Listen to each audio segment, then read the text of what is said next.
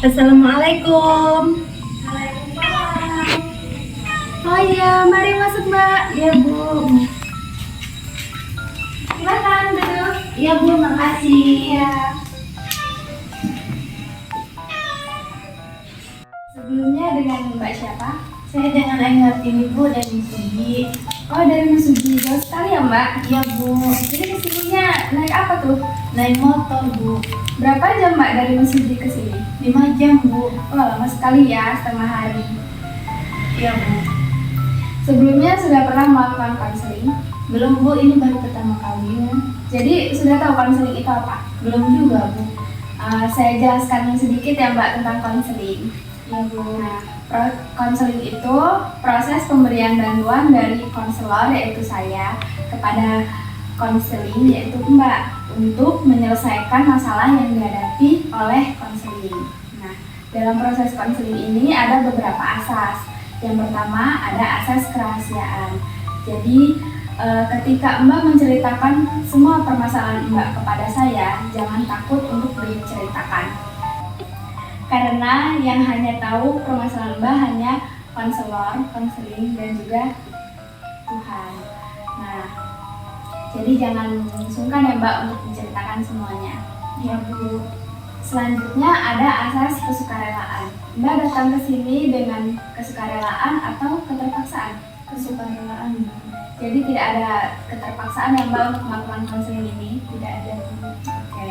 Nah, selanjutnya ada asas keterbukaan. Mbak Ayu kan datang ke sini jauh-jauh nih dari Mas Suji hanya untuk melakukan konseling dengan saya. Jadi sebisa mungkin, seterbuka mungkin Mbak Ayu ceritakan semua masalah yang Mbak hadapi kepada saya. Nah, jadi saya akan bisa, insya Allah bisa bantu mengatasi permasalahan Mbak Ayu. Iya Bu, makasih. Jadi mengenai hal lain, mohon maaf sekali saya hanya bisa membatasi proses konseling ini hanya 10 sampai 15 menit ya Mbak. Iya Bu.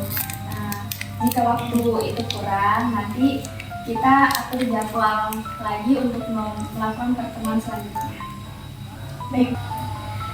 Oh iya, kabarnya Mbak Ayu gimana? Kok terlihat pucat mukanya? Ya Bu, kurang salah soalnya sering begadang tiap malam Bu. Begadang? Mbak Ayu kan cewek, kenapa begadang? Iya Bu, begadang soalnya pikiran mantan terus Bu. Mantan? Emangnya ada apa dengan mantannya Mbak Ayu? Jadi gini loh Bu, saya kan punya mantan. Udah pacaran tuh Bu 5 tahun. Wah, 5 tahun? Udah lama ya? Iya Bu, mana tuh ya hubungan kami tuh udah direstuin tuh Bu sama kedua orang tua. Malah kandas Bu di tengah jalan. Oh, Mbak Ayu begadang, tidur malam cuma memikirkan mantan. Iya Bu, pikiran terus Bu tiap malam. Oh, jadi dalam setahun penuh ini Mbak Ayu ini setiap malam begadang gitu ya, memikirkan mantannya? Enggak Bu, cuma akhir-akhir ini aja Bu. Aku dengar tuh cuma kabar dari kawan-kawannya tuh katanya tuh dia udah tunangan Bu. Tadinya saya tuh nggak percaya Bu, saya belum bisa terima aja kalau dia tuh udah tunangan. Tapi setelah saya kepoin sosial medianya, benar Bu, ternyata dia udah tunangan Bu. Iya, saya mengerti perasaan Mbak Ayu. Lalu gini ya Mbak Ayu, dia kan sudah bertunangan. Kalau sudah bertunangan dengan wanita lain, berarti dia sudah melakukan hubungan ke jenjang yang lebih serius ya Mbak. Sekarang dari Mbak Ayu sendiri ya, apa yang Mbak Ayu inginkan setelah melihat keadaan seperti ini? Setelah saya melihat ini semua, rasanya saya ingin melupakannya Bu. Tapi saya masih keinget terus dan belum bisa melupakan dia Bu. Mbak Ayu kan tadi bilang ingin melupakannya. Nah, lalu ada apa dengan Mbak Ayu menangis, begadang tiap malam? Apa Mbak Ayu bisa melupakan mantannya? Enggak sih Bu. Kalau begitu Mbak Ayu udah tahu gimana cara ngelupain mantan Mbak? Belum tahu sih Bu, apa Ibu punya saran Bu untuk saya Bu biar bisa melupain mantan saya Bu? Ya, Mbak Ayu kan tadi bilang kepo-kepo di sosmednya ya. Nah, mungkin Mbak Ayu bisa menghapus sosial medianya atau membatalkan pertemanan di media sosial ataupun lain sebagainya hanya untuk melupakan mantan. Itu sih saran dari saya, Kak. Jadi saya harus menelpon sosial media dia, Bu. Iya, itu baru tahap pertama ya, Mbak. Nah, mungkin setelahnya Mbak Ayu ingin melakukan apa lagi?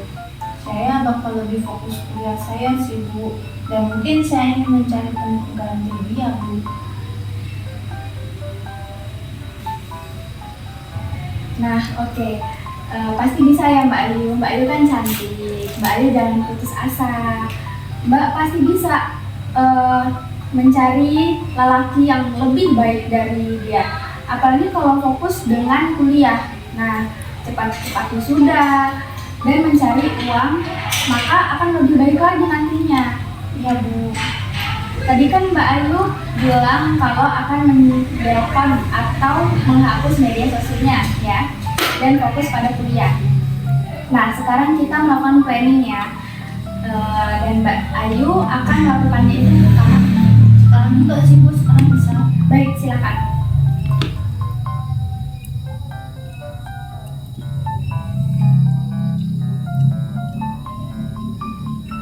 Udah, Bu. Oke, sudah ditelepon ya Mbak? Sudah, Bu. Ya, saya percaya dengan Mbak Ayu.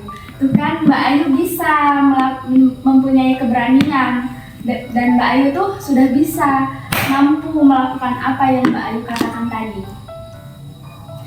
Setelah konseling ini, Mbak Ayu mungkin bisa menyimpulkan sesuatu. Ya, Bu, ternyata saya terlalu bodoh ya, Bu ya. Masih mengharapkan dia. Seharusnya tuh saya itu bisa bangkit dari dulu, Bu, dan dia aja bisa bahagia, kenapa saya enggak gitu ya, Bu ya. Ya, pastinya Mbak Ayu akan mendapatkan pasangan yang lebih baik. Amin, Bu. Oke, setelah melakukan konseling ini, mungkin bagaimana perasaan Mbak Ayu? Saya merasa lebih tenang dan rileks, Bu. Masalah saya sudah plong gitu dan sudah terpecahkan dengan konsultasi dengan Ibu. Saya senang akhirnya Mbak Ayu bisa menyelesaikan permasalahan Mbak Ayu ini ya. Nah, apakah konseling hari ini bisa kita akhiri? Bisa, Bu. Terima kasih banyak ya, Bu ya. Iya Mbak Ayu, hati-hati di jalan ya. Iya, Bu. Makasih. Assalamualaikum. Waalaikumsalam.